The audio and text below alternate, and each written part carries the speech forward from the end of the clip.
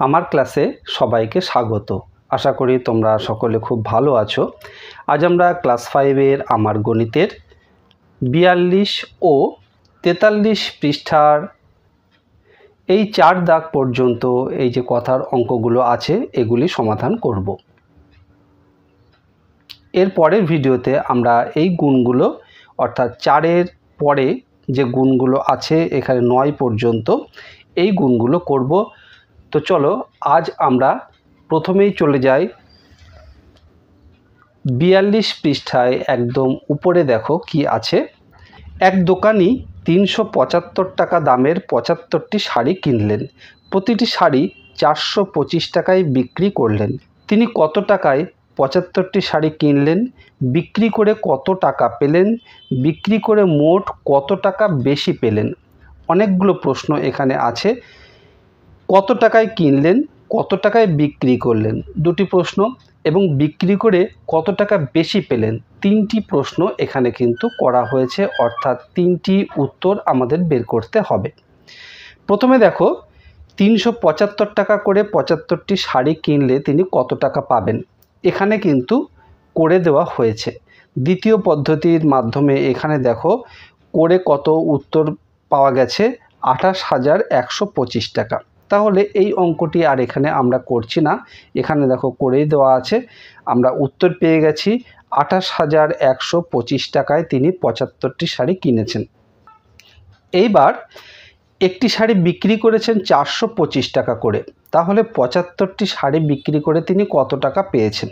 এখানে দেখো উত্তরটি কিন্তু বসিয়েই দেওয়া হয়েছে 31,875 টাকা। তবু আমরা এখানে অঙ্কটি করি, কারণ এখানে করে দেওয়া নেই। আমরা করি, দেখো এই 75কে কিভাবে ভাঙা হয়েছে প্রথমে একটু লক্ষ্য করো। এই রকম অঙ্ক এর আগের ভিডিওতে আমরা করে দেখিয়েছি, তবু এখানে আর একটু দেখাই। 75কে 5 আর 70 এইভাবে ভেঙে দেখানো হয়েছে, এইভাবে ভেঙে গুণ করা হয়েছে। তো 425কে 5 দিয়ে গুণ করলে আমরা পাচ্ছি, দেখো 5 5 25, 5 হাতে 2, 5 দুগুণে 10 আর 2 12, 2 হাতে 1, 4 5 20 আর 1 21, 2125 টাকা। এইবার 425কে 70 দিয়ে গুণ করতে হবে।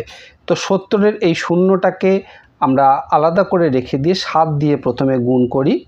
5 7 35, 5 হাতে 3, 7 দুগুণে 14 আর 3 17, 7 হাতে 1, 4 7 28 আর 1 29, আর এই শূন্যটা এখানে আমরা বসিয়ে দিই, এই শূন্যর জন্য একটি শূন্য। এইবার এই দুটিকে আমরা যোগ করে কত পাই, দেখো এখানে 5 আর 0 যোগ করলে 5, 2 আর 5 যোগ করলে 7, 1 আর 7 যোগ করলে 8, 2 আর 9 যোগ করলে 11, 1 হাতে 1, সেই 1 এখানে যোগ করলে 2 আর 1 3, 31,875 টাকা। তাহলে এত টাকায় তিনি ওই 75টি শাড়ি বিক্রি করলেন। দুটো উত্তর কিন্তু আমরা পেয়ে গেলাম। এইবার বিক্রি করে তিনি কত টাকা বেশি পেলেন। এখানে দেখো 31,875 টাকায় বিক্রি করেছেন আর কিনেছিলেন 28,125 টাকা। তো 31,875 থেকে 28,125 টাকা বিয়োগ করে পাওয়া যাচ্ছে, দেখো 5-এর থেকে 5 বিয়োগ করলে 0, 7-এর থেকে 2 বিয়োগ করলে 5, 8-এর থেকে 1 বিয়োগ করলে 7, এবার 8 আর কত হলে 11 হয়, 8 আর 3 হলে 11 হয়, হাতে 1, তাহলে এখানে 3 হয়ে গেল, 3-এর থেকে 3 বাদ দিলে 0, আর এখানে বাদিকে লেখার দরকার নেই। তাহলে আমরা পেলাম 3,750 টাকা।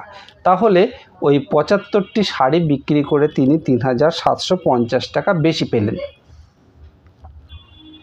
এরপরে 43 পৃষ্ঠার 2 দাগে দেখো আছে, এক ঘড়ি ব্যবসায়ী 526 টাকা দামের 52টি ঘড়ি কিনলেন।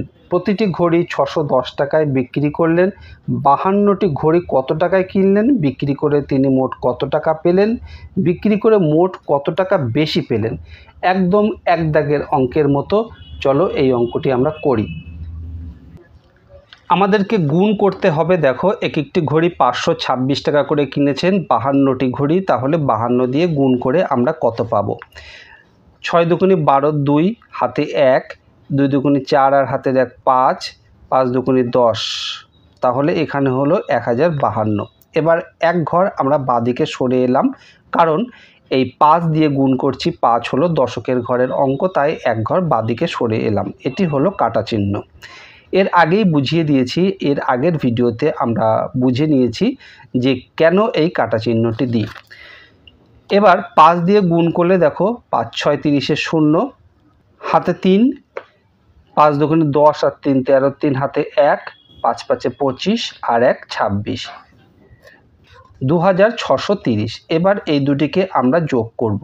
আমরা যোগ করে কত পাচ্ছি দেখো, 2, 5 আর 0 যোগ করলে 5, 0 আর 3 যোগ করলে 3, 1 আর 6 যোগ করলে 7 আর এই 2, আমরা পেলাম 27352। এটি হলো টাকা। এত টাকায় তিনি ঘড়িগুলি কিনেছেন। এখানে আমরা উত্তরটি লিখে দেব, যেহেতু কথার অঙ্ক আমাদের কথায় উত্তরটি দিতে হবে। 27352 টাকায় কিনলেন। ওই 52টি ঘড়ি এত টাকায় কিনলেন, এটি একটা উত্তর বেরোলো। এবার তিনি কত টাকায় বিক্রি করলেন?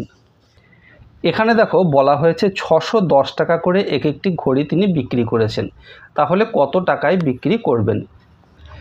610কে 52 দিয়ে গুণ করতে হবে। 610কে 52 দিয়ে গুণ করলে দেখো আমরা পাচ্ছি 2 গুণ 0 0, 2 গুণ 1 2, 2 গুণ 6 12, 1220। এবার 5 দিয়ে গুণ করব। 5 গুণ 0 0, 5 একে 5 আর 5 6 30। তাহলে আমরা পেলাম 3050। এই দুটিকে যোগ করলে আমরা পাচ্ছি দেখো 0 2, 5 আর 2 7, এখানে 1 আর এখানে 3। তাহলে আমরা পেলাম 31720 টাকা। এত টাকায় তিনি ঘড়িগুলি বিক্রি করেছেন। আমরা কথায় উত্তরটি লিখব যে 31720 টাকায় বিক্রি করলেন। এই আরেকটি উত্তর আমাদের হলো। এবারে আরেকটি প্রশ্ন এখানে করা হয়েছে, বিক্রি করে মোট কত টাকা বেশি পেলেন? তো বিক্রি করে মোট কত টাকা বেশি পেলেন সেটি করতে গেলে যত টাকা বিক্রি করলেন তার থেকে যত টাকায় কিনেছিলেন সেটিকে বিয়োগ করতে হবে। আমরা বিয়োগ করি। 31720 এর থেকে বিয়োগ করব 27352 টাকা। এই টাকায় তিনি বিক্রি করেছিলেন আর এই টাকায় কিনেছিলেন। এইবার বিয়োগ করে দেখি আমরা কত পাই। 2 আর কত হলে 10 হয়, 8 হলে হাতে 1, 6 আর কত হলে 12 হয়, 6 হলে হাতে 1, 4 আর কত হলে 7 হয়, 3 হলে, 7 আর কত হলে 11 হয়, 4 হলে হাতে 1, 3 আর কত হলে 3 হয়, 0 হলে, তাই 0 আমরা এখানে বাদিকে লিখছি না। আমরা পেয়ে গেলাম 4368 টাকা।